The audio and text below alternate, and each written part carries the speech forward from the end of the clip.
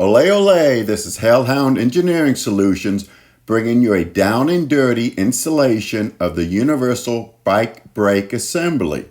It fits most bicycles. I ordered the part from Amazon for only $12.99. Inside the package are the basic items: bike brakes with pads, brake cables, cable end caps, and mounting bolts. The noodle holder on the brake arm was broken and I needed to replace it. I used an Allen wrench to remove the left arm noodle holder side from the bike frame. Then the right side cable from the noodle boot. And the right arm was last to be removed. Installing the new brake assembly was completed in reverse.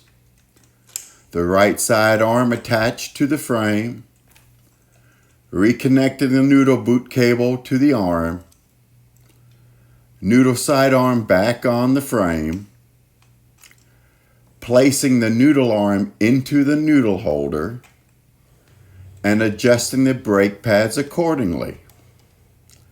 All done. Now it is time to get back on the trail and ride.